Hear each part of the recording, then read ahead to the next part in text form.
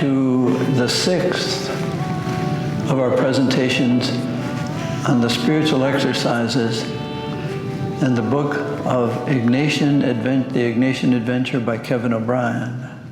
This is a guide to help pray with pages 162 to 175. And of course, as you know, I've been saying, be patient. There's no rush.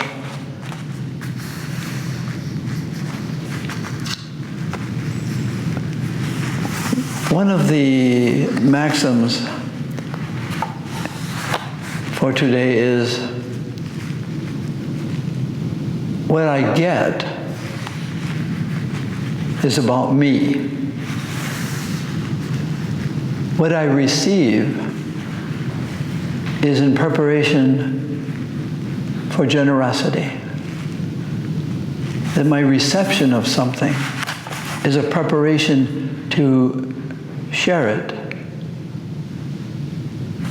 which is very important. And getting is about establishing. It establishes me. And usually what I get, I need as a pretense, something to hide behind. If I receive it, I don't hide behind it. So that's part of the spiritual exercises as well. Just a little review of these past weeks from the fifth presentation. We were beginning to contemplate more and more the person of Jesus and the persons that surrounded him. The second maxim for today has something to do with this, and it is that the major conversions of our lives are a result of people whom we have allowed to meet us. You would say, well, the people you meet might not meet you, though. So meeting Jesus is allowing him to meet you wherever you are contemplating, meeting you in the stable in Bethlehem, meeting you in the desert in Egypt, meeting you in the hidden life. Where were you? Where was he? See, intimacy is a funny thing. Some people would say intimacy begins with my being intimate with me. That sounds good. But I think I am more intimate with myself if I have experienced intimacy outside, that the intimacy I have with somebody or someone's, those intimacy experiences help me unfrightenedly go inside. So yes, it starts with my being intimate with my truth, but intimacy helps me be more intimate with me. And because of intimacy, there are changes, conversions, which is really true in so many of the encounters that people had with Jesus. Jesus met them. You read in Luke 19, Jesus looked up at Zacchaeus. Zacchaeus climbed the tree to see Jesus, but it never says that he saw Jesus. Jesus looked up and saw Zacchaeus and says, I want to be intimate with you. I want to come and stay at your house. And of course, the religious leaders of the time said, you don't want to be with, he's a tax collector for the Romans. But he gets converted by the meeting. Encounter is first. And Jesus wants us to encounter his meeting us. And then there'll be changes. But to think that we have to change first is to be backwards. So we have prayed these weeks with Jesus in the hidden life. And I really stressed Jesus leaving home. And I hope you got the freedom and the joy and maybe the pain of really leaving what were our past identities. Were they great ones or bad ones? bad identities. When if we've made our home there, we have to leave them. So in praying with Jesus, leaving false images of ourselves, that's a big conversion, to leave home. And Jesus went, and you pray with it these weeks, that Jesus went to the Jordan and he heard who he was. It must have been a very intimate and an intense encounter with the divinity of God. Because Jesus heard him, the Father, saying, in whatever version you pray with, "You are my beloved in whom I am well pleased." Listen to him. Jesus listened to that prayer the rest of his life. It was his identity. And he could listen to everyone else, the importunate, the poor, the demanding, the needy, the obstinate. He could listen to everyone because he had listened to who he was. It's when you don't know who you are that things can frighten you.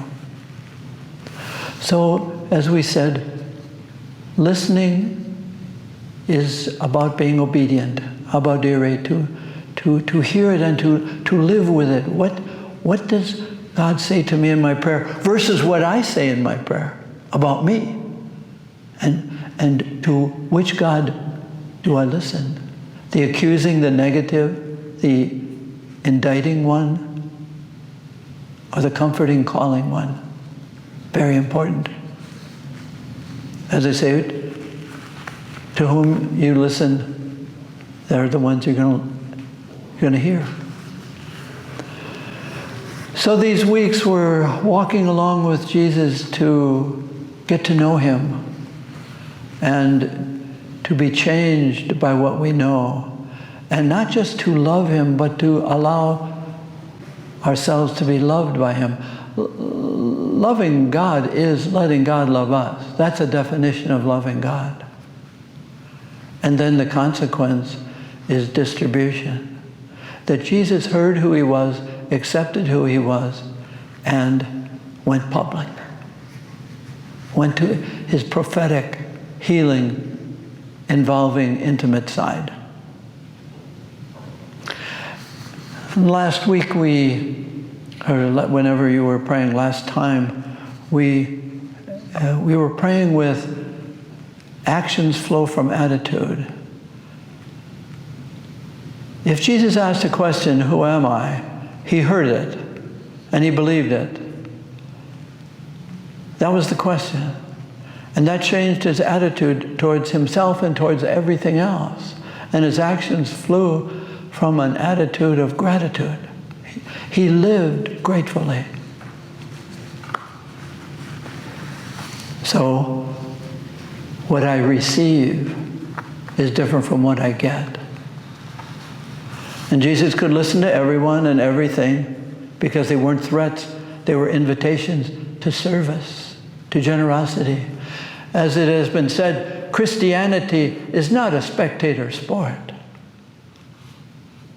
It asks me to come out of hiding, to come out of any negative voices that I might have heard, might have lived with. So who do you listen to? And our conversions will be watching Jesus, listening and caring for others. You will also pray, and there's a little section in O'Brien about discernment again. The ups and downs. Well, the only thing consistent about us, of course, is that we are inconsistent. As we say, there's many a slip between the cup and the lip. We can say one thing and we don't do it always. No. Fidelity has much to do with returning to our basic blessed and graced orientation. It's not legal, it's relational, and relationships are fragile and inconsistent. And spirituality is a lot of recovery back to who do I listen to? Who am I? It's that tension, it's that up and down. And, anything that we do that's good will be tempted by bad spirits. And we're going to get them.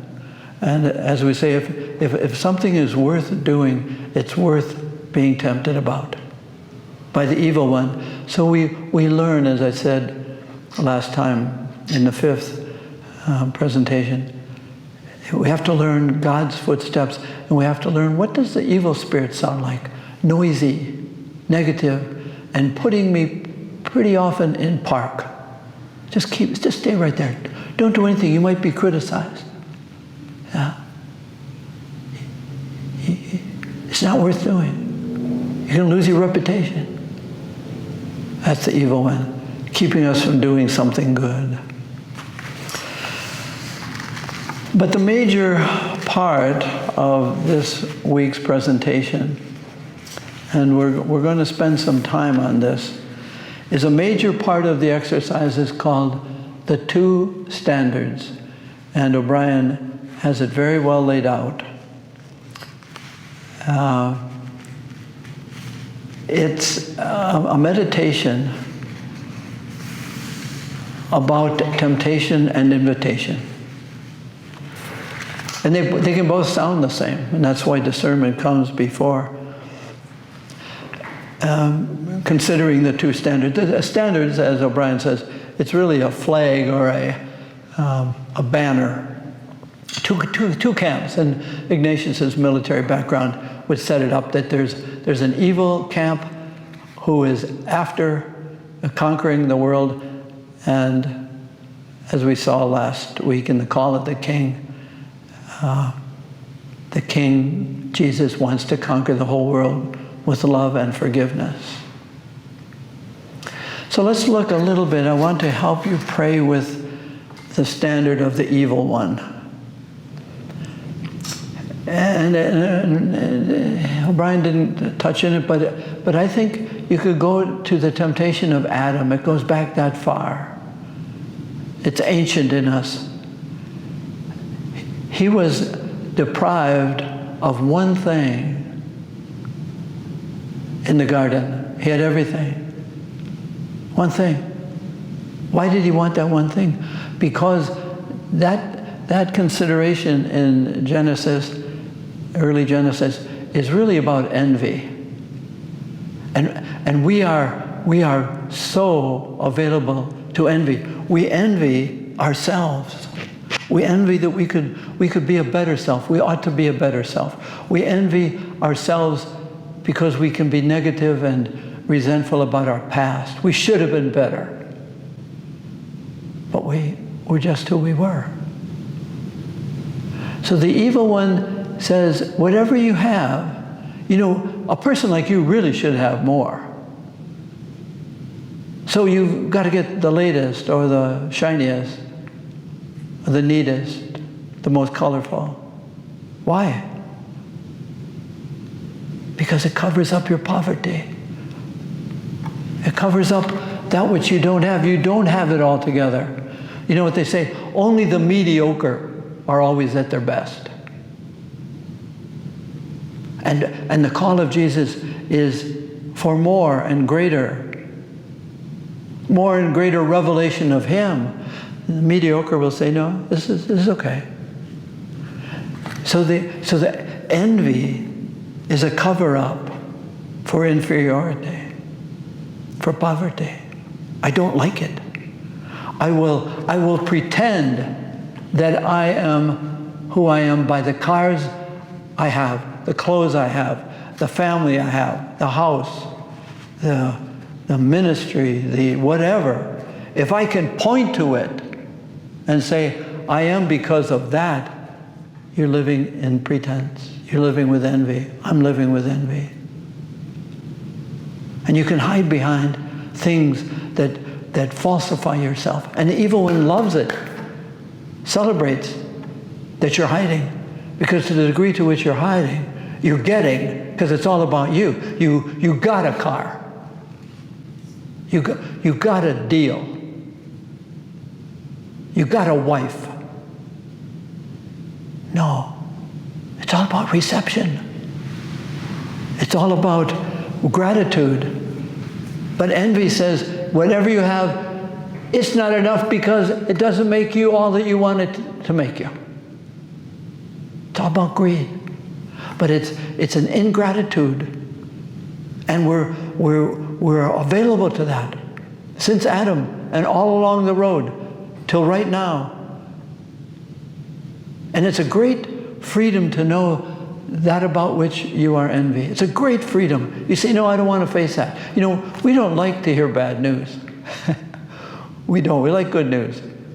Don't tell me anything bad. Like, I love athletics. And if I know my team is losing on the radio, I don't listen. I don't like bad news. If they're losing, no, don't tell me. If they're winning, well, they might lose. I'm envious. I'm even envious of our university teams because they'll make me look good. If they lose, I'll look bad. It's even that intrinsic to us. It's humorous, but it's devastating when you live that way. It's a cover-up. It's a pretense. And it will make me mediocre because I'll never be real. I'll only be supported by what's around me. And I have last year's? I have to get next year's. I have to get the year after it. Because that'll make me somebody. In my own eyes, this is all about me. I have to get it. But if I have to get it to be myself, I'll never receive myself. I'll always be hiding. No one will know me. There'll be no intimacy.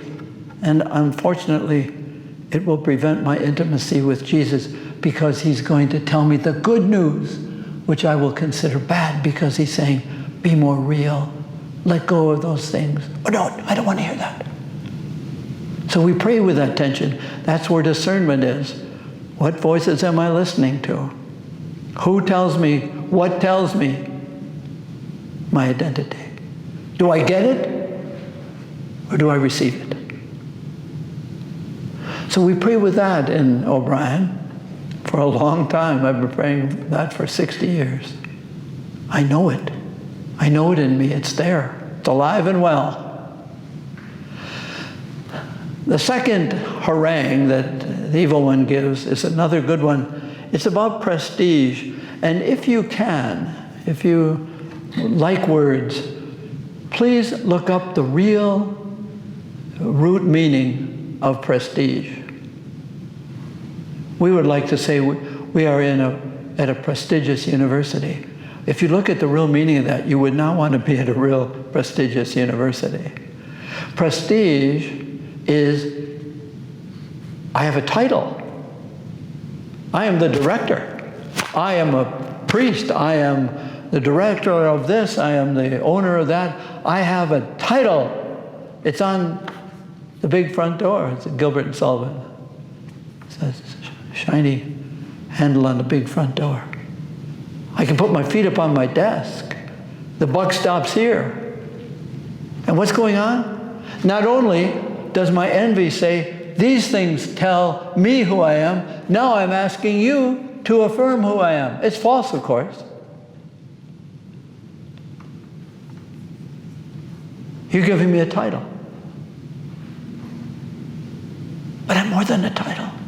I'm more than a name. My identity is more intimate. It's more inside. Prestige, titles, it's a paint job. But paint is not very thick. Interiorly is my identity. And you can't give it to me. But I can search it out, hound for it. Ask everyone, am I still number one? Am I okay? And the evil one says, yes, keep asking. And what we say, of course, is what other people think of me is none of my business. What other people think is an addiction. What I think of myself is a prayer of gratitude. So, and we long for identity. Where do you get it? Because wherever you're getting it, you're hiding behind it. You think people know you because they know you as the director, president. We can see beyond each other's pretenses. But we pretend we don't see the pretense. That's really unloving. But it's business, it's relationship. But you see what's going on is it's about getting more and more independent from God. I will ask this to give me me. I will ask these people to give me me. And the more I do that, the less I have to go to the River Jordan and hear him say, "You are my beloved." The more I pray, the less I am attracted to having titles and things. The things are good.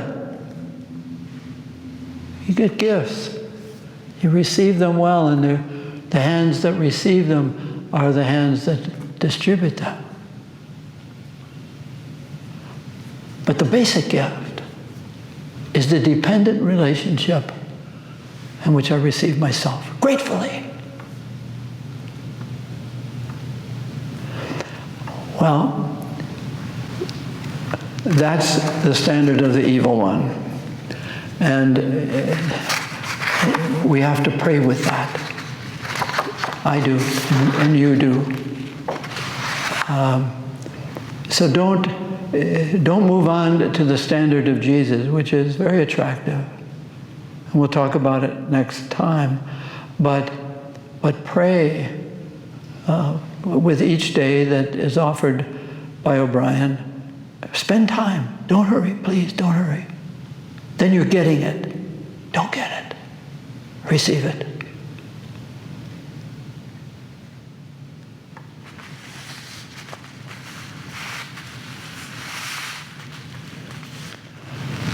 From Tagore.